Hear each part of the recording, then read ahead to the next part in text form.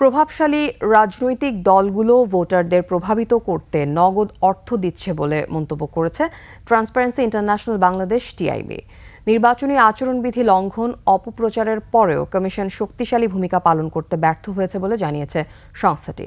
প্রাক নির্বাচন এবং গণভোট পরিস্থিতি নিয়ে টিআইবির পর্যবেক্ষণে উঠে আসে বেশ কিছু অসঙ্গতি। রিপোর্ট আদিত্য মামুনের।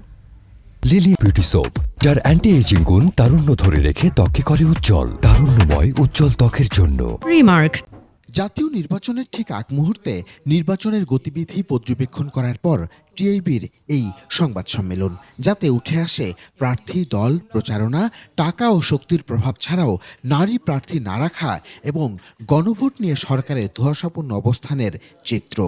ত্রয়োদশ জাতীয় নির্বাচন এবং গণভোট প্রেক্ষাপট পর্যবেক্ষণে বলা হয়, বর্তমানে মোট ভোট কেন্দ্রের ৫৯% ঝুঁকিপূর্ণ। এছাড়া নাম সর্বস্ব প্রতিষ্ঠান থেকে ১০,০০০ পর্যবেক্ষক নিয়োগ প্রশ্নের মুখে ফেলেছে নির্বাচন ব্যবস্থাকে। প্রভাবশালী রাজনৈতিক দলগুলোর ভোটারদের প্রভাবিত করতে নগদ অর্থ প্রদানের অভিযোগ, বিভিন্ন কেন্দ্রের প্রিজাইডিং অফিসার এবং সহকারী প্রিজাইডিং অফিসারদের তালিকা সংগ্রহ এবং সেই দলের হয়ে কাজ করার জন্য তাদের অর্থ, বিবিধ সুবিধা, হুমকি প্রদানের মাধ্যমে প্রভাব সৃষ্টির প্রয়াসের তথ্য রয়েছে।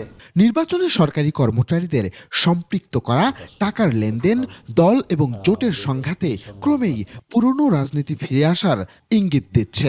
পুরনো ন্যায় রাজনৈতিক দল এবং প্রার্থীরা নির্বাচনে অর্থ, ধর্ম, পেশি, পুরুষতান্ত্রিকতা এবং গরিষ্ঠতান্ত্রিকতার যে শক্তি সেটি ব্যবহার অব্যাহত রেখেছে। শুধু অব্যাহত রাখেনি, বিশেষ করে আমরা যেটি দেখছি অর্থ এবং ধর্মের বা ধর্মান্ধতার অপব্যবহার ব্যাপকভাবে বৃদ্ধি পেয়েছে। অবাধ, নিরপেক্ষ, স্বচ্ছ নির্বাচন আয়োজনে নির্বাচন কমিশনের দুর্বলতা প্রকাশ পাচ্ছে বলেও জানানো হয়। প্রার্থীরা নির্বাচন কমিশনকে সহযোগিতার বদলে হেয় করছে বলে উঠে আসে পর্যবেক্ষণে। রাজনৈতিক সংঘাত এবং নির্বাচনে আচরণবিধির লঙ্ঘন এবং অনিয়ম ও অসুস্থ প্রতিযোগিতা প্রতিরোধে নির্বাচন কমিশনের উপরে যে আরোপিত দায়িত্ব বা ক্ষমতা, সেটি কার্যকর প্রয়োগের ক্ষেত্রে দৃশ্যমান অনেক ক্ষেত্রেই ঘাটতি দেখা যাচ্ছে। প্রধান উপদেষ্টা জাতির উদ্দেশ্যে প্রথম ভাষণে যে অঙ্গীকারটা করা হয়েছিল, সেই অঙ্গীকারটা তিনি এবং তার উপদেষ্টা পরিষদ সম্পদের বিবরণী প্রকাশ করেন, জমা দেয় নাই, প্রকাশ করা হয়নি, যেটি সরকারের ব্যর্থতা যে লম্বা তালিকা তার প্রায় শীর্ষে এই বিষয়টি থাকবে।